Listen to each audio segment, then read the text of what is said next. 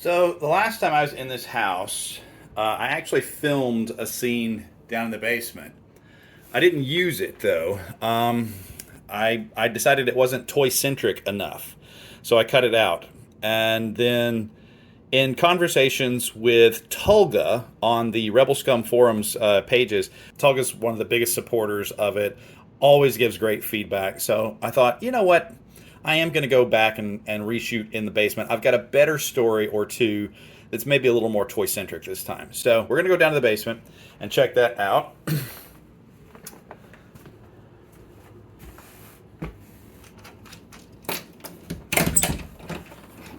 All right, first thing we'll need is a little bit of illumination. Look at this great old braided wire over here and a socket. And I found this. This goes up and over and hangs right here. And that's another old-timey kind of a socket. Doesn't even look safe at all, but still hanging up there. All right, so now the family story about my grandmother is that she once fell up these stairs with an armload of laundry. And she would joke that she was the only person she knew to ever fall upstairs. Laundry, washing machine, dryer, no longer down here.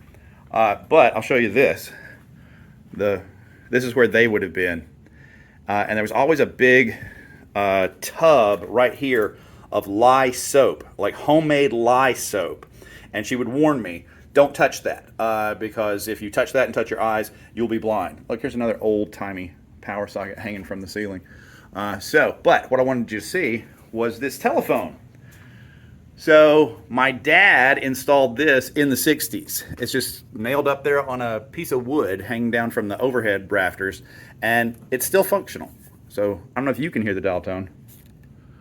It's very faint.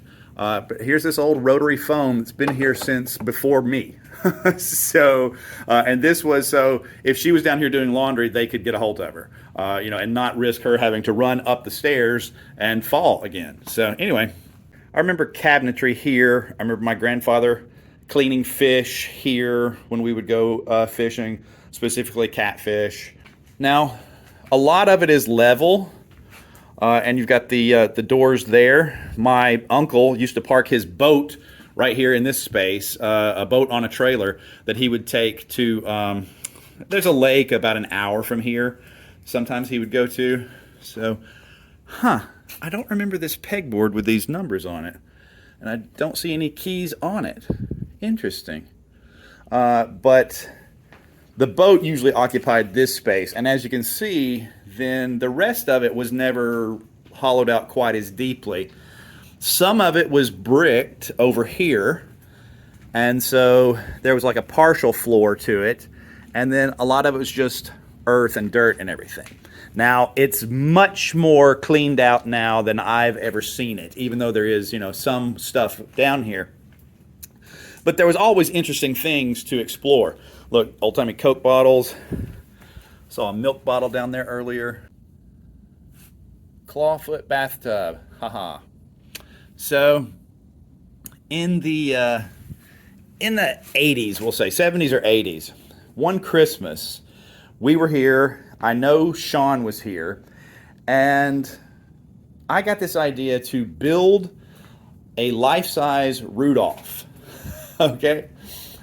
I don't know why, but I took a sawhorse for the body, and I don't remember what I used for the neck and the head, but there were these carpet remnants down here. Unfortunately, not the red carpet upstairs that I love so much. This was like a short nap kind of beige carpet, so I draped that over him. These long rectangles of carpet that I just draped as best I could. The nose was a flashlight, one of those old silver flashlights with all the ridges on the handle, giant bulb, and some sort of a red plastic bowl or cup that I put over the front of it so it was glowing red. It was translucent enough to see the red. For the antlers, I found some wire, I guess you would say easels, little short ones that you would take to a cemetery and put a wreath next to the gravestone. There were multiples of those, like a whole stack of them in one corner. So I inverted that so that the four legs of it were sticking up. Those were the antlers, and I drew eyes on paper and cut those out and affixed them to the carpet with tape, like rolled a piece of cellophane tape back on itself so it was sticky on both sides. And we put a belt around him for a harness, for a rein. And we put some chairs behind it to suggest a sleigh. And we went upstairs and we told everybody to come downstairs and see. And when they came down the stairs here, everybody turned around and saw us with our very crude mannequin of Rudolph and our sleigh. And we were shaking the reins there and everything. So yeah, there's a Christmas time memory. If you've ever seen my Rudolph collection, you'll understand I liked that special before I liked Star Wars. So that's a very early love of mine. And I know this has to be earlier than the mid-'80s because every time I watch the movie Return to Oz and they build the Gump into like the sofas and the palm fronds and everything, they give him a body, I always think about that, about making that Rudolph down in this basement. Another time down in this basement, I found a box of old comic books. We're talking very old, from like the 50s, the 60s. And I hauled them upstairs. I was interested. I wanted to read these things. I spotted some characters in there that I knew, like Superman and Batman, but a whole bunch of characters I'd never heard of. So some of the Superman stories would feature things like red kryptonite, which would give him a new power for an issue. It was sort of a way to do like a what-if story. Or gold kryptonite, which, did it rob him of his powers permanently, or I can't remember. Maybe it killed him? Anyway, so I brought the box of comics up and into the bedroom where I was staying. So I just parked them right here beside the bed and would haul out an issue or two at a time and read them. By the way, this nightstand was not the nightstand that was here at the time. That one is. So this is the nightstand that would have been the one I was laying the comic books on as I would fall asleep at the end of the night. I guess it's more narrow than that one, so whenever this one was added, they relocated that one here. But I didn't feel like moving furniture just for the purposes of a video. So I'd read these comic books in here. And there were things like there'd be an issue that was a cliffhanger and I didn't have the next issue. Drove me crazy. And nothing was organized. No title was in there with the sequential issue that it belonged with. I remember one issue of Magnus Robot Fighter in particular. They had like encouraged fans to send in their submittals for their own robot designs. And I'm looking at this really cool artwork and I'm like, a kid drew this? Wow. Because it was like chrome looking and the arm actually flowed into the gun and it didn't have legs. It was hovering, And I'm like, wow, this is really sophisticated for that era. And I look at the signature and I realize that guy went on to draw for Star Wars comic books. Can't for the life of me remember his name. I'm sorry. If somebody out there has like a PDF scan of every issue ever of Magnus Robot Fighter, let me know, because I'd really like to go through the letter calls until I find that robot design that I recognize and remember who it was. Was it Carmine Infantino? Was it Archie Goodwin? I don't know. I don't remember, and I don't have it to hand to look it up. But yeah, I thought, what a wonderful moment for me in the 80s to look at this submittal from the 50s and realize this guy realized his dream. He went on to draw robots professionally for the Star Wars comic book. So what a great little arc for him. But after the summer was over and I went back home to my parents' house, I was allowed to take the box of comic books with me. My grandma was like, yeah, sure, take them, I don't care. And got there and showed them to my friend Doug. I had them out in the what we call the junk room at my parents' house, which was the converted garage. Doug's sitting there riffling through them, and he finds them just as pop culturally, historically significant as I do. And he's like, "Oh my God, Avengers #1! Your uncles had Avengers #1!" And he asked to borrow a few, like 3 or 4 comic books. And I'm like, "Yeah, sure, no problem." If you think you know where this story's going, as I put in when I wrote this up on the Rebels Come forums, just wait, because it gets a little more different than what you might be expecting at that juncture. My mom then gives me a lecture after he leaves of like, make sure you get those back from me. He was really excited about that one comic book. I'm like, I trust him. She's like, no, people will, borrow things from you and they'll never bring them back. So I called Doug up and a day or two later, and I'm like, hey, are you finished with this comic book? So he said, yeah, sure, I'll bring them back. Doug, by the way, has an eidetic memory, which always drove me crazy in school because he didn't have to study. He would look at the textbook one time, and a week later on the test, he could tell you not only what the answer to the test question was, he could tell you what area of the page it was on. Ooh, so jealous of that. And but I've used it years later. I mean, like decades later. I called him up one day. I said, Doug, female recording artist from the 80s, one name, 3 syllables. She sang Backup for Madonna, and she had a one-hit wonder that had baby in the title. And he's like, Regina. I'm like, thank you. That's been driving me crazy. Bye. So, I mean, his entire half of the conversation was just Total Recall, one word. That's all I needed. So, So yeah, he had read the comics at a speed read and brought them back the very next day with perfect recall of what he had read and brilliant analysis of it and everything. So a very great mind, Doug. Then it kind of got word back to my uncles that I had these comic books, and no doubt they had dollar signs in their eyes when they heard about these comic books being found in the basement. And so I was asked, would I relinquish them back to them, so under the pretext of so their sons could read them, right? Which didn't ruffle my feathers at all, but royally miffed my mom when she heard about it, because she was like, I'll have them know I paid for those comic books out of my allowance when they were kids. If anybody has a right to those comic books, it's you, not their kids. I'm like, it doesn't matter. I've already read them. It's no big whoop. So we bring them back to this house, and at some future point, they pick them up. Oh, wait. Did I neglect to mention that the entire box of comic books was heavily mildewed and damp after being stored in that basement, unprotected, unbagged, unboarded for decades? Oh, and furthermore, they hadn't exactly protected them when they shoved them in the box. I mean, there were missing covers. There were issues that were folded up on themselves in half. It was just a mad jumble. How they even knew to buy a comic box for them, I don't know. But it wasn't in the condition they had last seen it, and the condition they had last seen it wasn't in great resale value either.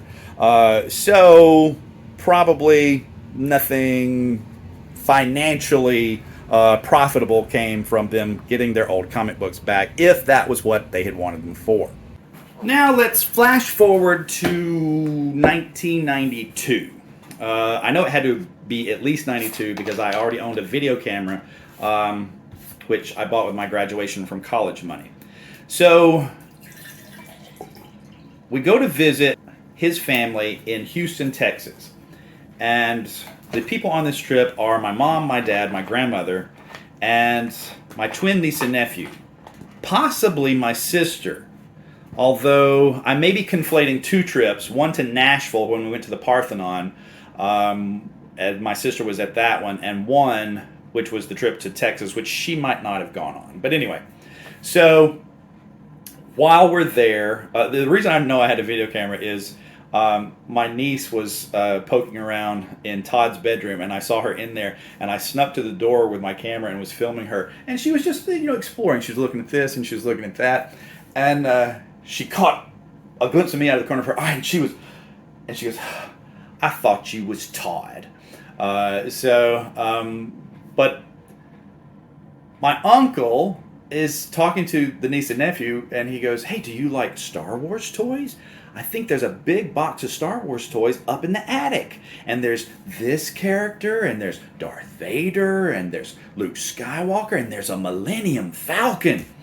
And whether or not my niece and nephew were interested, I was interested, because this is post-graduation. If I had any graduation money left, or if I was already employed by that time and still living with my parents, so I didn't have any bills, I had a little bit of spending money. So I was going to be making some offers, knowing that Michael and Todd probably had every Star Wars toy in duplicate. You know, if they had one of them, they probably had two of them.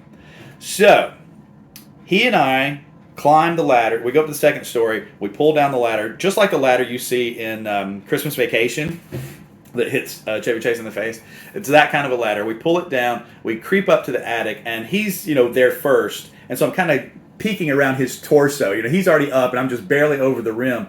And there's no flooring in this attic, unlike at my parents' house where there's plywood walkways in a major portion of it.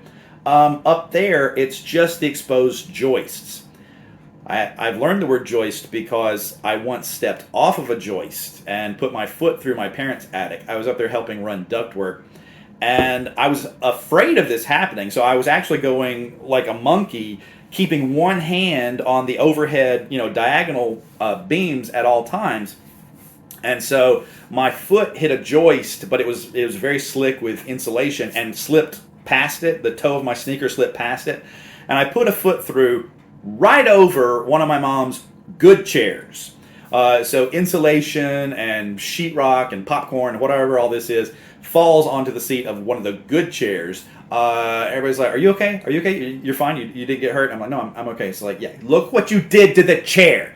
So perhaps my uncle had heard that notorious story about me. So when he gets up there and realizes it's all joists, maybe he shouldn't be bringing me up into his attic. Perhaps. But I have this glimpse of the emptiest attic I've ever seen in my life, and way off 30 feet away is a big cardboard box, and in my imagination there's a Millennium Falcon sticking right out of the top of it. I don't know if I actually saw that or not. But he goes, "Oh, I didn't realize those were so hard to get to. Oh well," and we go back down the ladder empty-handed. If this is the trip where we had gone to the Parthenon first, I've traveled through 5 states from home to get that close, 30 feet away from these Star Wars toys. I'm like, oh, so close and yet so far. Very similar to the feeling when I went to New York and I was looking at Ghostbusters filming locations, and I'm at the New York Public Library. I go inside, and the Rosemain Reading Room, which is where Venkman slams the book on the table. Egon, boom. That room is closed for repairs to the ceiling for 6 months. I'm standing outside the door going, I came from Alabama with a banjo on my knee. So, it's sort of the two stories echo, right? Because they didn't get their basement comics, and I didn't get my attic toys, so they kind of balance out. Although in the final analysis, several years later, my friend Wes, who we had bonded in college over Star Wars toys. I actually told this story in an issue of Star Wars Insider, or whatever it was called at the time. They said, "Have you ever bonded with somebody over Star Wars toys?" I'm like, "Yes." Perfect example. Here you go. Group of us were hanging out in college, and I didn't really know everybody at the table that well, and the conversation was kind of boring me, and there was all this detritus of food on the table. And so, just absently, as I'm listening to conversations, I inverted a paper cup. And then I took a little styrofoam plate and I put it on top. And I took another little styrofoam plate and I inverted that on top. And I took a fork, and across the table, Wes is sitting there. He's equally bored with the conversation. He goes, "A turret probot playset." I'm like, "Yeah." And so then he's like, "Okay, if we use this, we could build a probot." So we both had that, same age kind of a moment and everything. So that was how we first met. We were performers in an improv comedy troupe together, and so years and years and years later. Also in college, I helped him touch up the paint on some of his vintage Star Wars figures, and he had 3 older brothers. So I'm sure some of these were hand-me-downs of his. But, so I was like, if you're not going to resell them, it's okay to paint them. He's like, yeah, I just want to make them look nice. I'm going to keep them. So his mother got wind, though, that this was something that I did, was restore and customize action figures. And she was like, that boy needs a hobby. I think restoring and customizing action figures actually is a valid hobby. Thank you very much. But at the time, I could see where she was coming from. It wasn't quite the nerd culture that it is now. Not everybody has, started flying their nerd flags at the time of this, like in the 90s.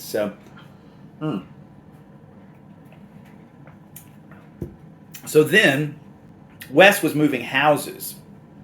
And he calls me up one day and he goes, I've got a huge box of old Star Wars toys that I'm putting on the curb. If you want them, you better come get them. So I'm like, I'll be right there. So I head over to his house he's moving out of, or had just moved into. And right there's, this giant box of stuff. And I'm like, you don't want any of this? He's like, nah. And I mean, there was a B-Wing fighter in there. There was a Y-Wing fighter. There was a twin pod cloud car. There was a Millennium Falcon. Pieces of a Death Star, some mini rigs. I don't specifically remember action figures from that windfall. And if I did get his action figures that I'd helped him touch up, then that's okay, because the proviso was it's okay to do this if you're not going to sell them, and he didn't sell this stuff to me. He just gave me this. So if you ever see pictures in future videos of a stickerless B-Wing, that was Wes's that he gave me. If you see the twin pod cloud car that I customized, that was Wes's. If you see the Y-Wing fighter that I customized, that was Wes's. So yeah, I didn't feel bad about cutting this stuff up and painting it because I didn't pay any money for it. And that's one of the reasons why I have so many Death Stars now, is some of the pieces were, some of the extra pieces that I got were from Wes. And from that, I was like, well, this floor is better than this floor, so I'm going to put that in this one. And, oh, this one's better than this. So I kind of mixed and matched the Death Stars. It might not be his Death Star, but components from his is probably in one of my three. And then leftover components would be some of his parts as well. So yeah, cosmically, I guess, I did get that box of attic toys. I just didn't get it from my uncle. Thanks for watching.